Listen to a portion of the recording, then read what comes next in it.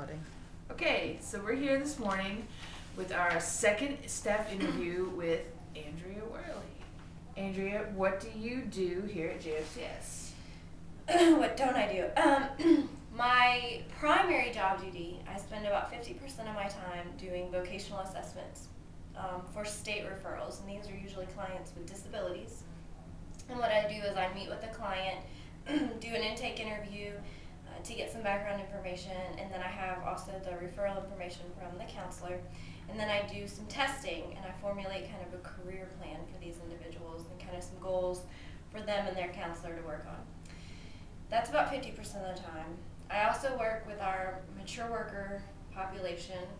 We have grant money to work with mature workers over the age of 60 for free, so I provide career services for those individuals. Job coaching if needed, resume writing, there's unlimited options as to what I can do with those clients.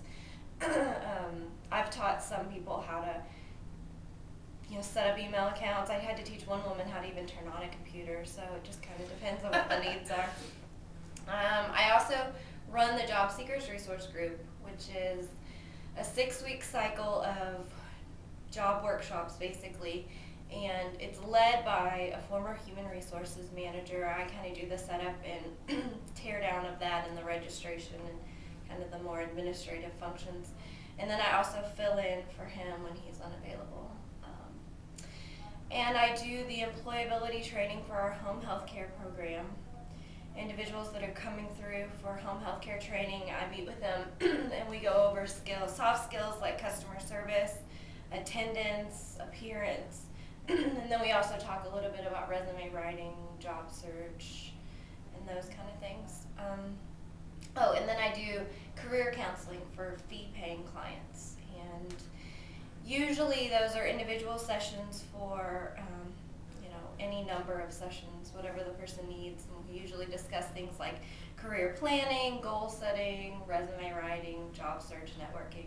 And then I also do some testing for those individuals as well. Okay, so you're pretty busy. Yeah. What do you like best about what you do? What gets you pumped? I like that I have a lot of different things that I do. Because it always keeps things busy. It's not me coming in and doing the same thing every day over and over again. And that's nice. I like that pretty much everybody I work with is different, and I'm going to learn something new, or I'm typically surprised in some way by every client that I meet.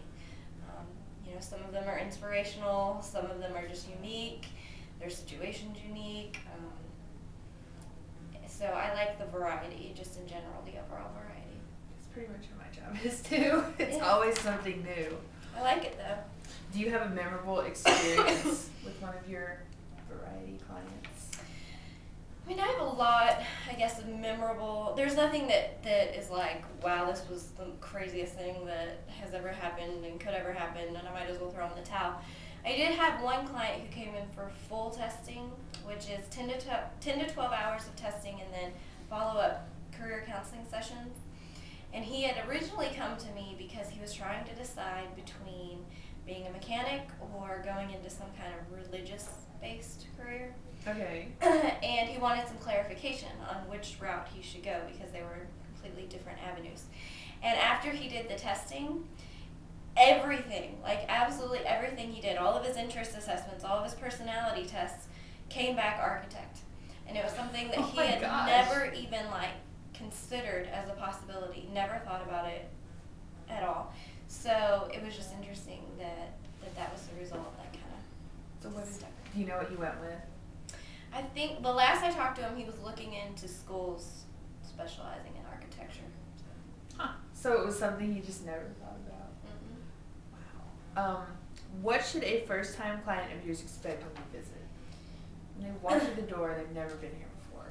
I would say 90% of the time, there's paperwork, but aside from that, when I first meet with a client, 90% of the time we're going to do some kind of intake interview. And that is basically a dialogue where I get background information, and we pretty much cover everything. We go through, childhood experiences, personality development, social development, family history, medical history, educational history, work history.